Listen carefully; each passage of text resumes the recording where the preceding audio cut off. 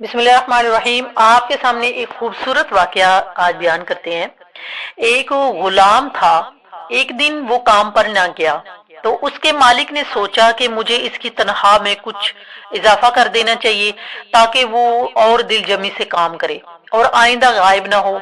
اگلے دن مالک نے اس کی تنخواہ سے زیادہ پیسے اسے دے دیے جو اس غلام نے خاموشی سے اپنے پاس رکھ لیے، لیکن کچھ دنوں بعد وہ دوبارہ غیر حاضر ہوا تو اس کے مالک نے غصے میں آ کر اس کی تنخواہ میں کیا گیا جو اضافہ تھا وہ ختم کر دیا اور اس کو پہلے والی تنخواہ ہی دے دی۔ غلام نے اب بھی خاموشی اختیار کی تو مالک نے کہا، جب میں نے اضافہ کیا تو تم خاموشی رہے اور اب جب میں نے کمی کی تو پھر بھی خاموش ہو، اس کی کیا وجہ ہے؟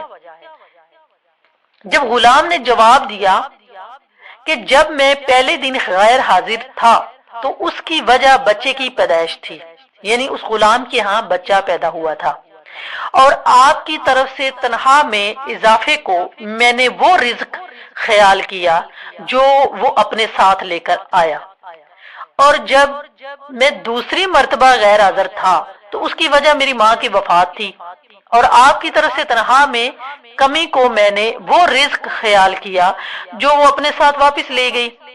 پھر میں اس رزق کی خاطر کیوں پریشان ہوں جس کا ذمہ خود اللہ نے اٹھایا ہوا ہے؟ کیا بات ہے، سبحان اللہ۔ یقین اور بھروسہ۔ ایک آدمی دو بہت اونچی عمارتوں کے درمیان تنی ہوئی رسی پر چل رہا تھا۔ وہ بہت آرام سے اپنے دونوں ہاتھوں میں ایک ڈنڈا پکڑے ہوئے سنبھل رہا تھا۔ اس کے کاندھے پر اس کا بیٹا بیٹھا تھا اور زمین پر کھڑے تمام لوگ دم سادے کھڑے ایک ٹک اسے دیکھ رہے تھے، یک ٹک۔ جب وہ آرام سے دوسری عمارت تک پہنچ گیا تو لوگوں نے تالیوں کی بھرمار کر دی اور اس کی خوب تعریف کی۔ اس نے لوگوں کو مسکرا کر دیکھا اور بولا، کیا آپ لوگوں کو یقین ہے کہ میں واپسی اسی رسی پر چلتا ہوا دوسری طرف پہنچ جاؤں گا؟ لوگ چلا کر بولے کہ ہاں ہاں تم کر سکتے ہو۔ اس نے پھر پوچھا، کیا آپ سب کو بھروسہ ہے؟ لوگوں نے کہا ہاں، ہم تم پر شرط لگا سکتے ہیں۔ اس نے کہا ٹھیک ہے، کیا آپ میں سے کوئی میرے بیٹے کی جگہ میرے کاندھے پر بیٹھے گا؟ میں اسے بحفاظت دوسری طرف لے جاؤں گا۔ اس کی بات سن کر سب کو سکتہ سا ہو گیا اور سب خاموش ہو گئے۔ جب سب خاموش ہو گئے، یقین الگ چیز ہے، بھروسہ الگ چیز ہے۔ بھروسہ کرنے کے لیے آپ کو مکمل فنا ہونا پڑتا ہے، اور آج ہم سب میں اسی بھروسے کی کمی ہے۔ ہم اللہ تعالیٰ پر یقین تو رکھتے ہیں لیکن بھروسے نہیں کرتے، بھروسہ نہیں کرتے۔ اکیلے چلنا سیکھو۔ زندگی میں ہمیشہ اکیلے چلنا سیکھو۔ گر جاؤ پھر خود اٹھو، پھر گر جاؤ پھر خود اٹھو، لیکن کبھی بھی دوسروں کا سہارا نہ لو۔ جس دن اکیلے چلنا سیکھ لیا، سمجھو زندگی کی ہر ہار تمہاری جیت ہوئی، اور تم سے مضبوط انسان اس دنیا میں کوئی نہیں ہے۔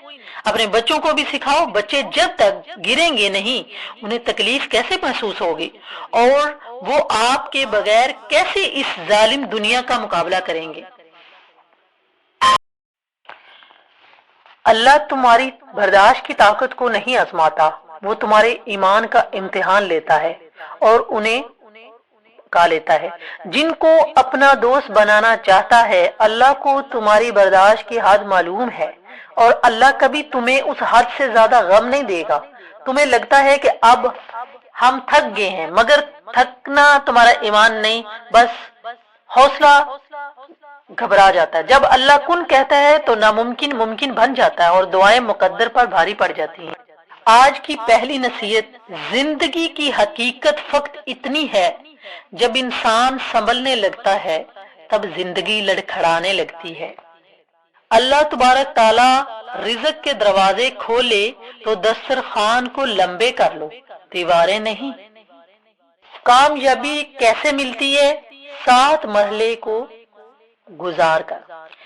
محنت نمبر 1، نمبر 2 مشکلیں، نمبر 3 رکاوٹیں، نمبر 4 پریشانیاں، نمبر 5 ناکامیاں، نمبر 6 دباؤ، نمبر 7 تھکن، اور اس کے بعد کامیابی۔ تب جا کے کامیابی ملتی ہے۔ اللہ سے ہمیشہ اچھی امید لگانی چاہیے۔ کیونکہ اللہ کے پاس کسی چیز کی کمی نہیں ہے آپ کو دینے کے لیے۔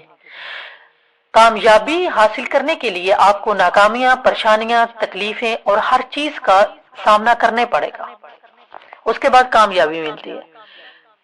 کامیابی سے پہلے انسان بیچ میں اگر تھوڑا سا ڈگمگائیں تو وہ ڈپریشن میں چلے جاتے ہیں۔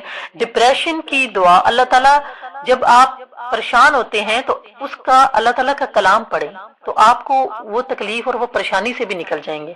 تو کامیابی تو اللہ تعالیٰ نے دینی ہے، محنت کے بعد محنت کا پھل اللہ دیتا ہے۔ ڈپریشن کی دعا سورۃ توبہ کی یہ آخری آیات تلاوت کرتے رہا کریں۔ حسبی اللہ لا الہ الا ہوا علیہ توکلت وہو رب العرش العظیم۔ دوبارہ پڑھ دیتے ہیں، حسبی اللہ لا الہ الا ہوا علیہ توکلت وہو رب العرش العظیم۔ مجھے اللہ ہی کافی ہے، اس کے سوا کوئی معبود نہیں، میں نے اس پر بھروسہ کیا اور وہی عرش عظیم کا مالک ہے۔